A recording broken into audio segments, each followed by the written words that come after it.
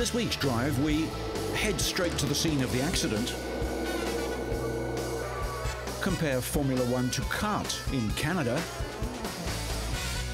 reach into the archives for a legend, and look at the statistics of another. All this and more in this week's Drive.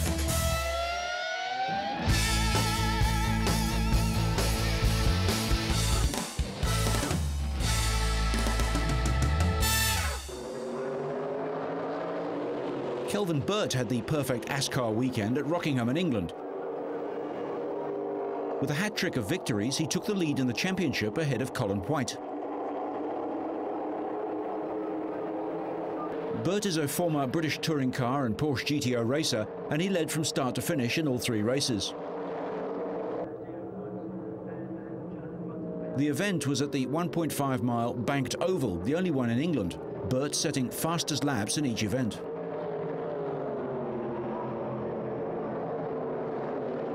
The final race had to be stopped and restarted after British touring car champion Jason Plato's number 76 car smashed into the wall on lap 2. Kevin McGarrity in car number 48, who races for MG at Le Mans, attempted an audacious move inside Plato into turn 1 and made contact. Plato speared into the wall at high speed and was collected by Mark Proctor in number 12, who was following close behind. Both Plato and Proctor were unable to take part in the restarted race, with Plato's championship hopes seriously dented as a result.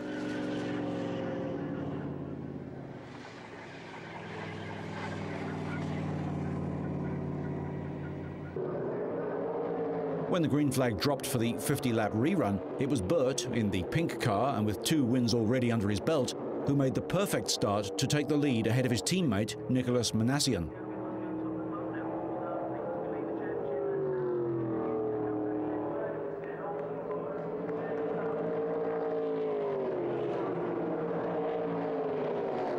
Manassian followed Burt home 2.7 seconds further back, with Colin White keeping ahead of Roland Rayfeld to finish 3rd.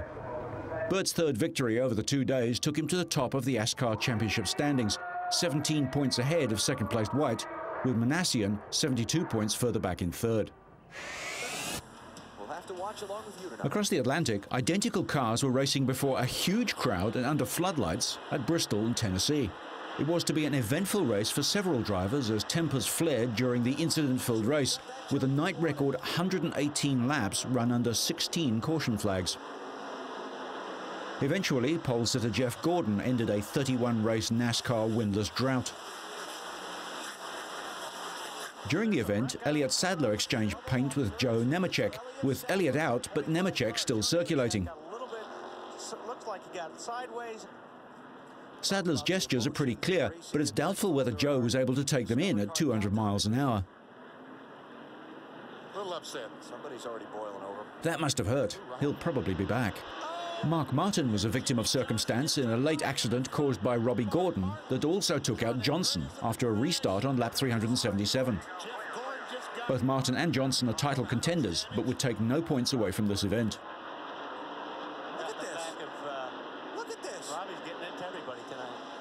Dale Earnhardt Jr. knocked Ward Burton out of the race on lap 404, but kept running himself, going on to finish 3rd. Burton is one unhappy racing driver, and he gets dangerously close to the cars to throw his gloves at Earnhardt in protest.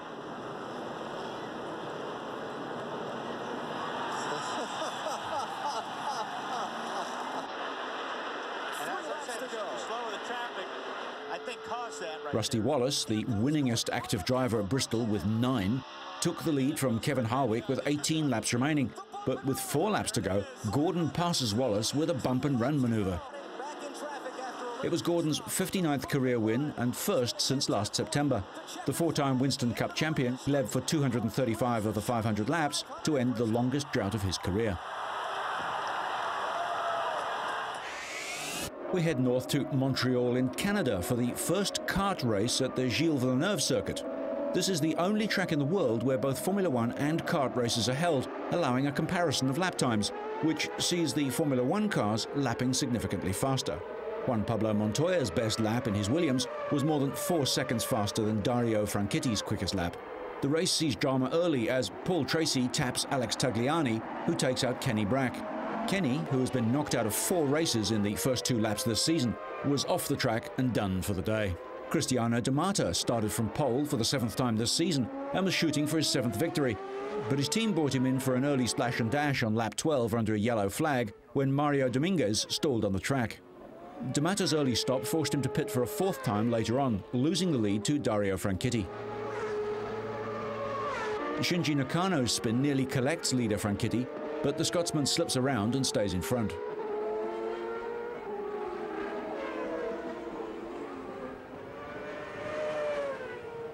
D'Amato got one last shot at the leader though when Adrian Fernandez crashed on lap 71, bringing out the 3rd and final caution flag of the race. On the restart on lap 75, Nakano, a lap down, was between the 2 leaders and D'Amato didn't get by until the Japanese driver moved over on lap 76. By that time, Franchitti was ahead by 2.6 seconds. It was the 2nd victory of the year and 9th of his career for Franchitti. He moved past Patrick Carpentier and Bruno Junqueira to take 2nd place in the championship, a daunting 56 points behind D'Amato, with 6 of 19 races remaining. D'Amato tightened his grip on the championship with 16 points for 2nd, plus 2 points for fastest laps. Tony Kanaan finished 3rd, followed by Paul Tracy. Only 10 of the 18 starters were still running at the end of the high attrition race.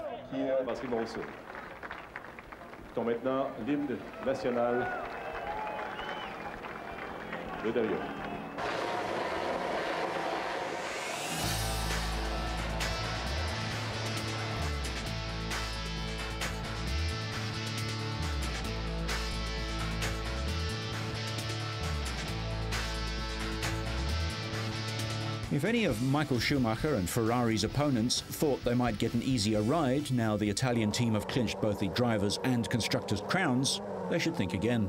The world champion became the first man to win 10 races in a single season at his favourite circuit, the scene of his Formula One debut and maiden Grand Prix victory, Spa-Francorchamps. The German took the checkered flag in a Grand Prix for the first time there in a Benetton exactly 10 years ago. He's won there 6 times, more often than any other driver at the long, fast track, and his win there last year marked his 52nd Grand Prix victory, beating Alain Prost's record tally. And during the 10 years of his career, Michael has been world champion 5 times. The others were Prost, Damon Hill, Jacques Villeneuve, and Mika Häkkinen twice. There is no sitting on laurels at Fiorano, the team's private test track, just a stone's throw from the factory at Maranello in northern Italy. Between race testing is relentless, and Michael is no weekend racer. He's often personally involved in a punishing schedule of testing new components, developments and settings.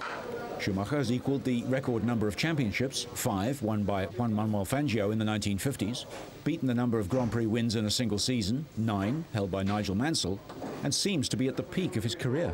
With such achievements, a young family and immense personal wealth, the question millions are pondering is, when will Michael retire? Not the least of whom are the other 24 top racers in the world who seem destined to be fighting for 2nd place. But Schumacher seems to be in no rush to step down. He's still having a great deal of fun and is, as we've seen, still at the peak of his skill. Ultimately, only he can say when the time is right to retire, but we're guessing it won't be for a while yet. Although the focus is very much on the winning driver's achievement, it's worth considering what goes into the making of a champion. And obviously that's the car and the team that builds it. Toyota is the newest team in Formula One, and their factory is in Germany, where about 550 people from 27 nations hand-build a handful of cars each year. The modern Formula One workshop is more like a clinical laboratory than a traditional garage. It's obvious that a significant investment has been made here. The factory was the base for Toyota's World Rally Championship efforts and their attempts on the Le Mans 24-hour race, but was doubled in size to accommodate the Formula One team. Floor space at the factory is split 60-40 between the chassis and engine teams. The only other Formula One team to build both the chassis and their own engine is Ferrari. Toyota's 3-litre V10 engine is the brainchild of Norbert Kreyer and has been described as one of the best engines in Formula One, perhaps second only to the BMW unit fitted to the Williams cars. Yamaha have also played a part in designing the engine. Aerodynamics, the effect of the air on a racing car's physical shape, are critical, and an exact half-size scale model is made so that its performance can be tested in the team's own wind tunnel. The wings at the front and back of a car force it onto the track with such force that, at top speed, a Formula One car could drive upside down along the roof of a tunnel. The wind tunnel has massive fans to generate airflow of over 350 kilometers an hour, and from their control panels, engineers can study the effects that small changes can make. One of the team's drivers is Scotsman Alan McNish. Toyota and TMG, it was already a big outfit. It was 300 people when they were running the Rally and Le Mans programs. However, for Formula One, that's had to basically double. And to then double your workforce and to increase the size of your factory and build new wind tunnels and things like that does take a bit of effort. And then to get everyone to work together, that's the critical thing. In top-class racing, the need to create new components usually means it's quicker to make them in-house. Here, a section of a new exhaust system is bent to exacting measurements and then painstakingly welded.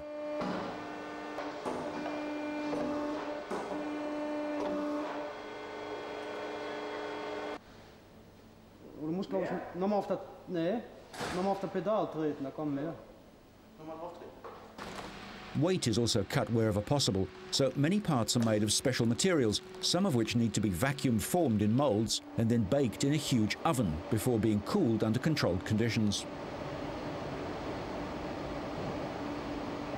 Designs are made on computer. Parts are machined to the computer's instructions and then super accurately checked. Here, a gearbox casing, complete with the lower strake of the rear wing, is three-dimensionally measured at hundreds of points to make sure it's what the computer ordered. And where a human is involved, it's to program one of the computer numerically controlled milling machines. Even the driver's body has to fit perfectly, so measurements are made and seats are custom made to get the right seating position. Drivers are usually small. Bigger drivers simply don't fit into the tiny cockpits. Once all this is done, the track testing can start. Testing does have its own satisfactions. When you do progress, when you make things better, when you go faster, when you do a good lap time, then that's the satisfaction from testing.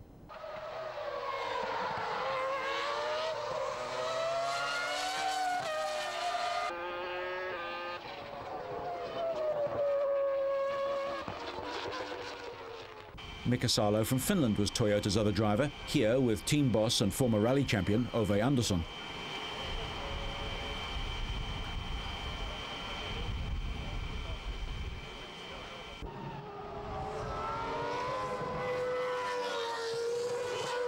But times are changing at the team as McNish and Salo, here posing with Andersson, will leave the team at the end of the year. For Salo, being dropped will probably spell retirement after 2 years with the team.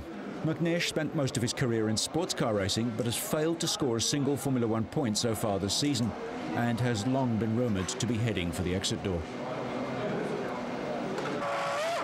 The 36-year-old Salo has performed well for Toyota in the team's first season, scoring a couple of sixth places since the team's debut at the Australian Grand Prix in March.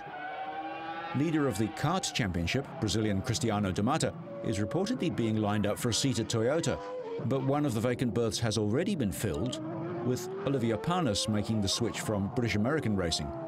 The Frenchman, who has previously driven for Ligier and Prost, brings an abundance of experience and is one of the most popular characters in the Formula One paddock. The 35-year-old began well for the BAR team, providing real competition for #1 driver Jacques Villeneuve in 2001. However, Panis has endured a miserable run this season, suffering 10 retirements so far. The only bright spot for Panis was a 5th-place finish at the British Grand Prix in June, his only points of the year. His place at BAR will be taken by British driver Jenson Button next year.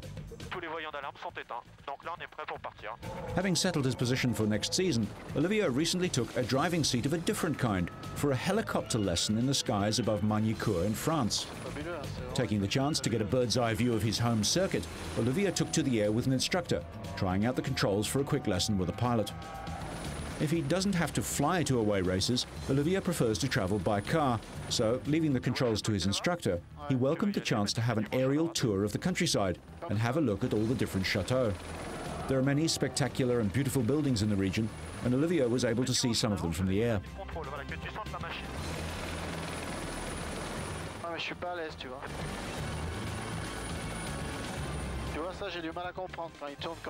Although terra firma is the preferred option for Olivier, he still enjoyed the challenge and made comparisons between the finesse needed to fly the helicopter and in driving a Formula One car.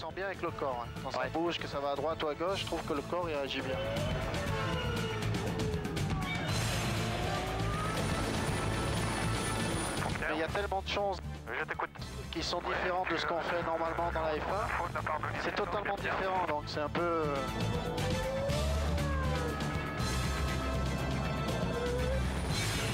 Là, je te laisse faire parce que je suis pas à l'aise. Là, on le fait ensemble, hein. Je ne pilote pas tout seul. Hein.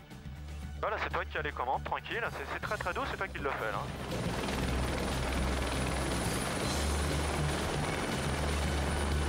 Il y a quelque chose qui ressemble à la F1, c'est-à-dire que tu as quand même le manche, tu as des pédales, tu as les gaz moteurs qui sont différents de ce qu'on gère d'habitude.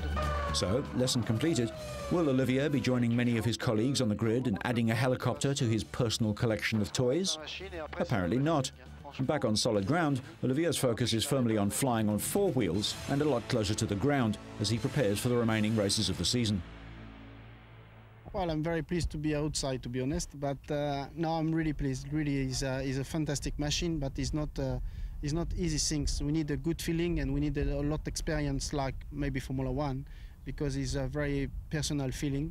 But I'm really enjoyed. I'm not, I want to say I'm not 100% sure, but it's a first good listen. I'm really pleased. Maybe I need to try more.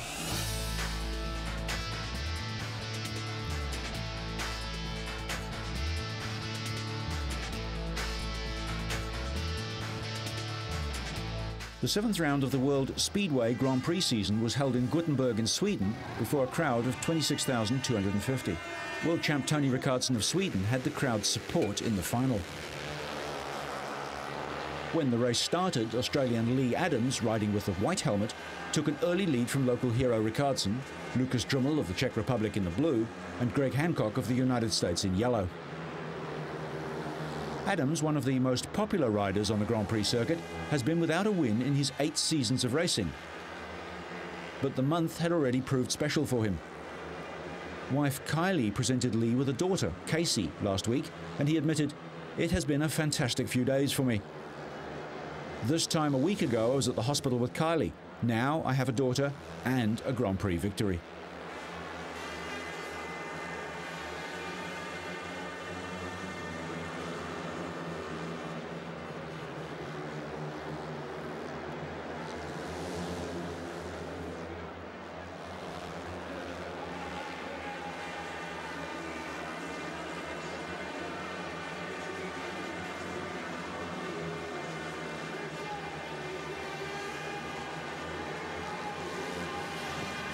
The young Australian was never really threatened and went on to score his maiden Grand Prix win.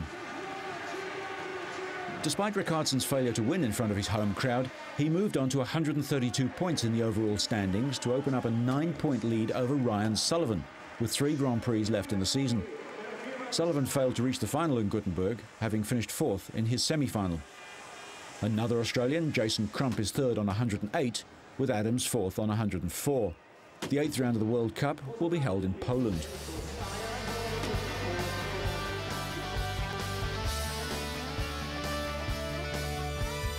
We go back in time now to the golden era of motorsport, when rich enthusiasts went racing for fun.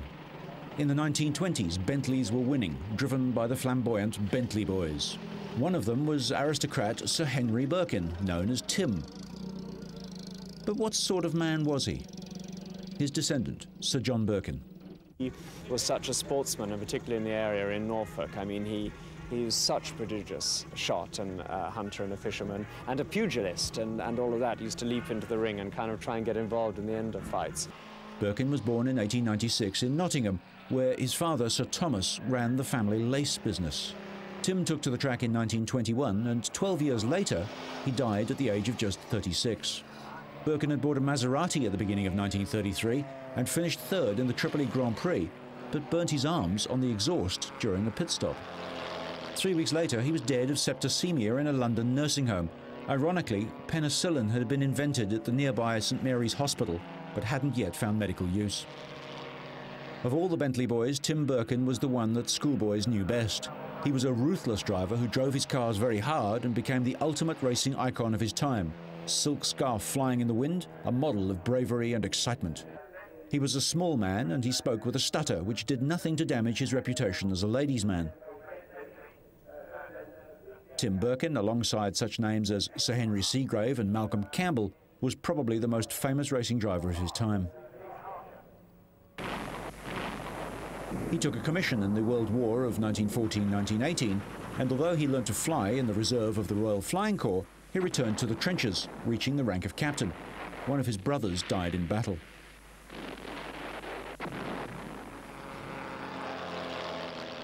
Birkin's interest in cars went back to his childhood.